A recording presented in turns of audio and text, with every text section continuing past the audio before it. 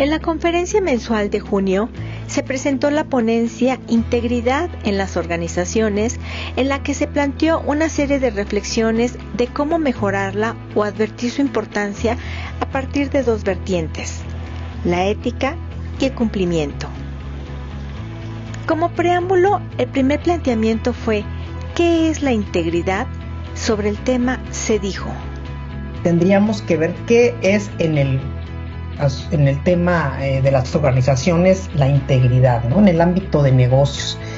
No podemos hacer juicios morales, no venimos a enjuiciar a nadie, pero tiene que ver con cómo se percibe una organización, su liderazgo, su honestidad, sus valores, cómo hablan de ella los clientes, fíjense, cómo hablan los proveedores, cómo sienten los empleados, ¿no? Su condición laboral adentro, cómo podemos asumir que está el clima organizacional, cómo podemos también mejorar la vida interna de la organización. Y entonces ¿qué entiendo por integridad? Tendríamos que irlo construyendo hacia lo que nosotros queremos que se entienda por integridad en nuestra organización o en la organización. Pero esto no va a ser algo distinto a lo que también se entiende. Esta es una definición de integridad pública en relación al servicio público que hace global la OECD, ¿no? A una alineación consistente con el cumplimiento de los valores, principios y normas éticos que se comparten en una organización para mantener y dar prioridad a los intereses. En este sentido hablamos de lo público por encima de los privados. Dentro de la integridad de las organizaciones figuran elementos como la ética empresarial, riesgos de corrupción, elementos de una política de integridad y la responsabilidad de las personas morales, temas que fueron desarrollados durante el evento. ¿Cómo la entenderíamos? Pues como un conjunto de leyes y pautas mediante los cuales cada uno de los profesionales de los negocios y las empresas operan de una manera justa, legal y moral. Estos también son conceptos que están en las organizaciones internacionales y que se han aplicado mucho en tratar de darlas a conocer. ¿Por qué? Porque la ética es algo que se ha relajado en los tiempos, no es en los últimos, es durante muchos años, y esto ha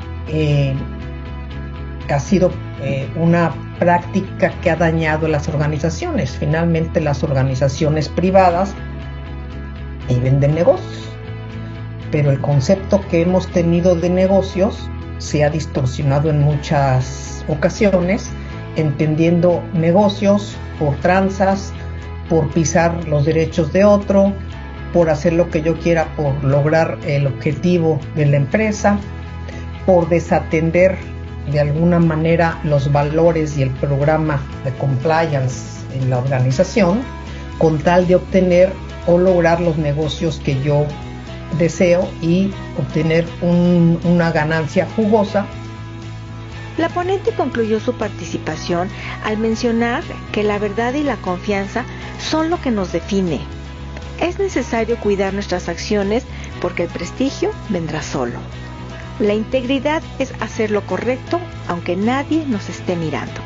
¿Cómo podemos nosotros, a partir de esta frase, desarrollar el compromiso, ¿no?, de los altos directivos para que los marcos legales e instituciones de su organización sean no solamente los necesarios, sino que tengan el estándar del decoro personal? ¿Cómo podemos tener la responsabilidad en los organismos público y privado bien definido de qué hace cada uno y cuál es lo que tenemos que hacer?